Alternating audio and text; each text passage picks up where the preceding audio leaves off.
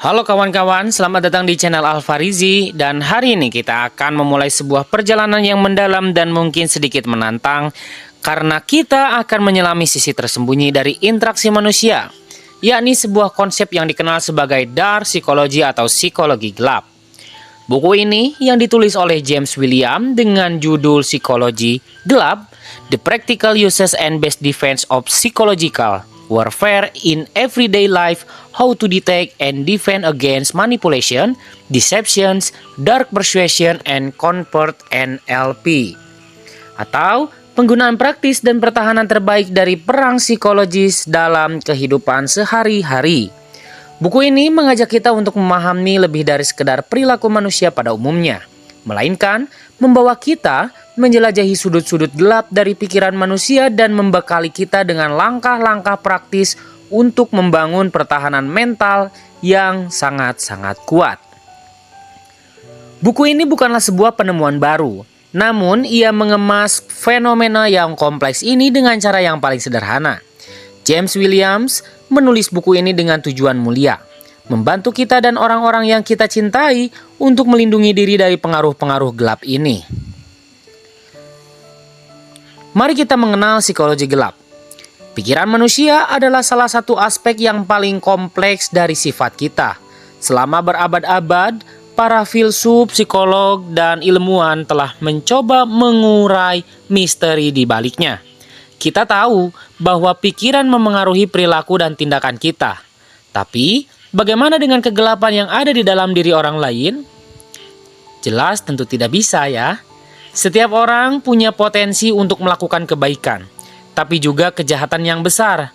Di balik emosi-emosi kita yang umum, ada keinginan yang lebih gelap yang bisa mendorong kita untuk menyakiti orang lain jika tidak dikendalikan. Psikologi gelap adalah studi tentang sifat manusia dalam hal kecenderungan untuk memangsa orang lain. Ini adalah aspek yang memungkinkan kita mengambil tindakan yang dengan sengaja merugikan sesama manusia. Penting untuk dipahami bahwa memangsa di sini tidak selalu berarti menyakiti secara fisik. Buku ini menjelaskan bagaimana emosi-emosi gelap ini dapat dibina sejak usia dini. Seorang anak yang menyadari bahwa tangisannya bisa memanipulasi orang dewasa akan tumbuh menjadi seseorang yang terus menggunakan cara manipulatif. Jadi, psikologi gelap adalah studi tentang pola pikir individu semacam ini, motif di balik tindakan mereka, dan bagaimana mereka bisa dengan sengaja menyakiti orang lain. Efek dari psikologi gelap tidak hanya dialami oleh pelaku, tapi juga oleh korban. James William menyoroti 3 ciri kepribadian gelap yang sering muncul: narsisme, psikopati, dan machiavellianisme. Narsisme ditandai dengan rasa berhak, superioritas, iri hati, dan perilaku eksploitatif. Psikopat ditandai dengan kurangnya rasa bersalah dan empati, impulsif, egosentris, dan tidak mampu bertanggung jawab. Machiavellianisme ditandai dengan keegoisan, kekejaman, dan manipulatif. Gabungan dari sifat-sifat ini dapat menimbulkan masalah besar, baik di tempat kerja maupun dalam hubungan pribadi. Mereka bisa merusak hubungan kerja, melakukan kejahatan kerah putih, atau bahkan menjadi kasar secara verbal, emosional, atau fisik terhadap pasangan dan anak-anak. Dampak terbesar bagi korban adalah timbulnya rasa kehilangan yang kuat, kehilangan harta benda, hubungan, atau bahkan diri sendiri. Buku ini menceritakan kisah tetangga penulis yang kehilangan segalanya, seperti rumah, bisnis, keuangannya, karena penipuan online. Kerugian ini bukan hanya fisik, tapi juga emosional, yang membuat orang lain kehilangan kemampuan untuk percaya. Psikologi gelap juga bisa menciptakan siklus kejahatan.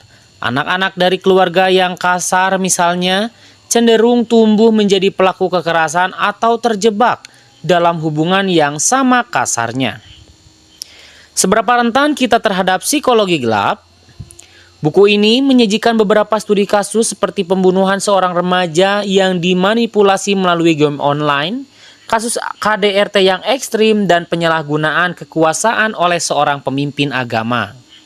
Dari kasus-kasus ini yang tadi saya sebutkan, kita belajar bahwa para pelaku memangsa kebutuhan dan keinginan emosional para korbannya.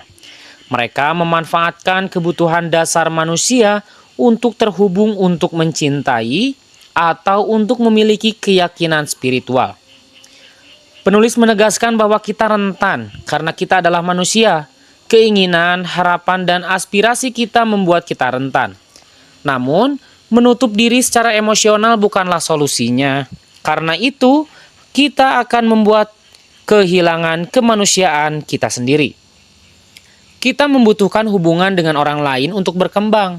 Dan rahasia untuk menavigasi labirin ini adalah dengan memiliki pengetahuan. Bagian 2, marilah kita menganalisis psikologi gelap. Selanjutnya, kita akan membahas beberapa elemen kunci dari psikologi gelap. Pertama, yakni manipulasi. Manipulasi adalah tindakan mengendalikan atau memengaruhi seseorang secara licik atau tidak bermoral. Kita semua pernah melakukan manipulasi tidak berbahaya seperti anak kecil yang pura-pura sakit untuk tidak sekolah, tetapi dalam konteks psikologi gelap, manipulasi menjadi lebih kejam. Manipulasi psikologis memaksa korban untuk mematuhi kehendak manipulator. Taktik yang umum digunakan termasuk berbohong, menyalahkan korban, dan memutarbalikkan kenyataan. Para manipulator seringkali menargetkan orang-orang yang kesepian, memiliki harga diri rendah, atau ingin menyenangkan orang lain atau people pleasure. Kedua, penipuan. Penipuan adalah tindakan menyembunyikan kebenaran untuk mendapatkan keuntungan. Ini adalah alat yang digunakan dalam manipulasi. Buku ini menceritakan kisah tragis seorang suami yang bunuh diri setelah mengetahui bahwa ketiga anaknya bukanlah anak kandungnya. Penipuan ini merusak tidak hanya korban tapi juga orang-orang di sekitarnya. Penipuan berhasil karena dibangun di atas kepercayaan. Bentuk penipuan modern juga termasuk kasih sayang palsu, di mana seseorang berpura-pura mencintai orang lain demi keuntungan pribadi. 3. Hipnosis. Hipnosis bukanlah sihir, melainkan interaksi kooperatif di mana partisipan merespon saran dari penghipnotis. Hipnoterapi telah digunakan untuk mengobati berbagai kondisi medis, namun di tangan orang dengan niat gelap, hipnotis bisa sangat berbahaya. Kekuatan utama hipnotis adalah sugesti dan penggunaan kata-kata berulang yang beresonansi dengan korban. Politikus menggunakannya dalam kampanye mereka, dan para manipulator bisa menggunakannya untuk membuat korban merasa terpesona dan menuruti perintah mereka. 4. Psikologi terbalik. Psikologi terbalik adalah bentuk manipulasi yang lebih halus, di mana manipulator mendorong perilaku yang berlawanan dengan yang sebenarnya mereka inginkan. Korban merasa bahwa mereka membuat pilihan sendiri, padahal sebenarnya mereka telah diarahkan. Contohnya adalah orang tua menggunakannya pada anak-anak yang keras kepala, atau pemasar yang menggunakannya untuk menjual produk kepada calon customer. Bagian 3, area utama yang membuat kita rentan. Sekarang mari kita lihat lebih dekat bagaimana elemen-elemen psikologi gelap ini memengaruhi kehidupan sehari-hari kita. Pertama, dapat mempengaruhi cinta dan hubungan. Cinta yang seharusnya menjadi emosi yang indah seringkali digunakan sebagai alat tawar-menawar untuk mendapatkan kekuasaan. Manipulator memanfaatkan keinginan kita untuk dicintai untuk mengendalikan kita. 2. Keyakinan agama yang buta. Keyakinan kita dapat menciptakan titik buta yang mendistorsi kenyataan. Para manipulator yang seringkali berkedok sebagai pemimpin agama memanfaatkan ketakutan kita akan akhirat untuk memeras kita demi uang dan layanan lainnya. 3. Pengkondisian sosial. Kecepatan hidup modern membuat kita rentan terhadap skema cepat kaya seperti skema Ponzi.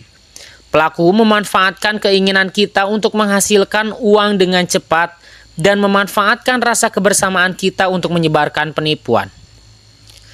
Media sosial juga menciptakan siklus persetujuan di mana kita mendasarkan harga diri kita pada jumlah suka dan komentar, membuat kita rentan terhadap pengaruh negatif. Keempat, ambisi dan aspirasi pribadi. Ambisi adalah sifat yang baik, tapi jika ambisi berlebihan, bisa menarik orang yang salah ke dalam hidup kita. Manipulator dapat menggunakan ambisi dan aspirasi kita untuk memeras atau menipu kita agar melakukan hal-hal yang tidak etis. Yang terakhir, luka emosional. Pengalaman hidup meninggalkan bekas luka emosional. Manipulator memanfaatkan luka ini seperti ketakutan atau nostalgia. Untuk mengendalikan kita, luka emosional bisa membuat kita membuat keputusan yang terburu-buru, seperti melakukan pembelian impulsif atau jatuh cinta pada orang yang salah. Bagian 4, mengenali dan mengidentifikasi realitas Anda. Untuk melindungi diri, kita harus mulai dengan mengenali kebohongan yang kita katakan pada diri sendiri. Penipuan diri seperti penyangkalan dan rasionalisasi mematikan naluri kita dan membuat kita terbuka pada bahaya. Kita juga harus hati-hati dengan kebohongan yang dikatakan orang lain. Kebohongan bisa datang dari orang yang kita cintai dan seringkali kita mempercayainya karena kita ingin itu menjadi kenyataan. Manipulator juga menggunakan kebohongan untuk merusak harga diri dan kepercayaan diri kita, membuat kita lebih mudah dikendalikan.